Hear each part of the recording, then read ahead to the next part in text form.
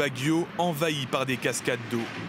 Une crue déchaînée de violents courants qui ont balayé ce quartier résidentiel, de l'eau qui s'infiltre partout. Certains villageois se sont retrouvés piégés comme cet homme qui tente de résister au milieu des flots. À quelques mètres de là, des habitants de Malancampa s'apprêtent à le secourir. Après de longues minutes, l'homme sera finalement sauvé. Les Philippines ont été frappées par le super typhon Mangkhut, le plus puissant de l'année. Près de 4 millions de personnes se trouvaient sur sa trajectoire. Par endroits, les vents ont atteint les 330 km/h, endommageant des milliers d'habitations, comme ces maisons de tôle. Pour l'instant, le bilan fait état de 8 morts. 6 d'entre eux ont été tués dans des glissements de terrain. Une jeune fille a été retrouvée noyée.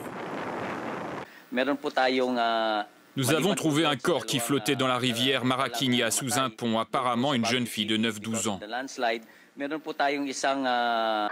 En urgence, plus de 105 000 Philippins ont dû être évacués. Ils ont été placés dans des bâtiments publics. Tous sont extrêmement choqués par l'ampleur de la catastrophe. J'ai peur parce que ce typhon est vraiment très puissant, vraiment plus fort que les pluies de mousson que nous connaissons ici. Mangkhut se dirige désormais vers le sud de la Chine. À Hong Kong, les résidents se préparent à accueillir le typhon, mettant à l'abri mobilier et électroménager. D'immenses bâches ont été installées pour protéger les façades des immeubles. Les autorités chinoises appellent à la plus grande prudence.